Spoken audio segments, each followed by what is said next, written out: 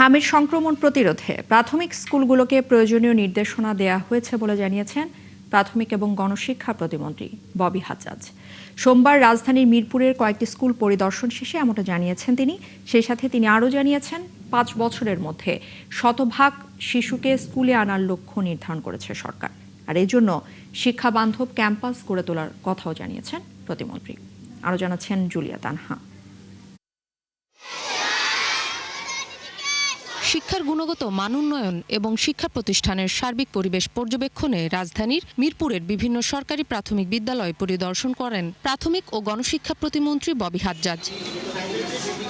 এ সময় তিনি বলেন, আগামী ৫ বছরে সব শিশুকে প্রাথমিক শিক্ষার আওতায় আনতে চায় সরকার, আর সেজন্য প্রয়োজন শিক্ষাবান্ধব ক্যাম্পাস। আমাদের ৫ বছরের টার্গেট হলো যে আমাদের 100% মানে ওই যতখানি 100%-এর কাছাকাছি আমাদের ফুল টার্গেট আসলে 96% আপনার 5 to 10 year oldsদের মানে 5 থেকে 10 বছর বয়সী শিক্ষার্থীদের আমরা যেন স্কুল ক্যাম্পাসে নিয়ে আসতে সক্ষম হই। প্রত্যেকটা সরকারি প্রাথমিক বিদ্যালয়ের জন্য মিড ডে মিলের ব্যবস্থা করছি, মানে খাবারের ব্যবস্থা করছি।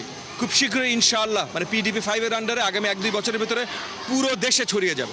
LGED যাদের অধীনে এই কনস্ট্রাকশনগুলো হয় তাদেরকে নির্মাণকারী সংস্থা তাদেরকে আজকে এখানে ডাকা হয়েছে, এগুলো নিয়ে আমরা আলোচনা করছি।